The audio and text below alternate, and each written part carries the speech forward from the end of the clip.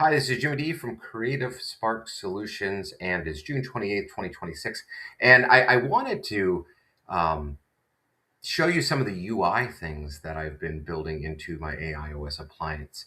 Um, I haven't been talking a lot about that part of it, but I think the user interface in itself is going to be important because it's not only a working environment for you as whether you're a manager or a user, but also your agents work in that environment. So it's a coexistence there. A couple things that I added. I've been working on a new notes engine. The notes engine, roughly based on my experience back then in HyperCard, where you have multiple layers of notes and do your editing.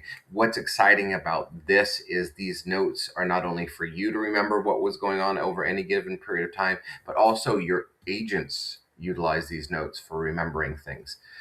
So if you're doing a project or whatever, and you write down a couple things, or even if you go into your maybe your Discord or your Telegram, and you sit there and tell your agent, or if you come over here to the general chat log, you tell your agent, hey, you remember this, or can you go review that note?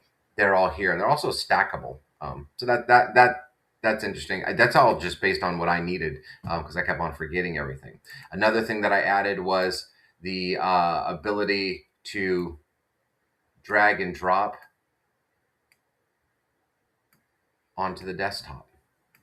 So if I have multiple tools that I use and I just want them easily to get to, I mean, this is common sense, right? But it just allows me to do that.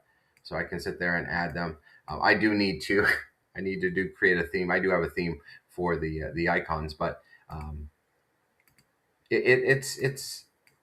it's something that again I needed. So when I come come to work, because I use NoodleNet not only for development and what I'm doing, but for consulting. So I'll sit there and go into my contractor tool, and I will sit there and enter my time and what I did that day and all that information.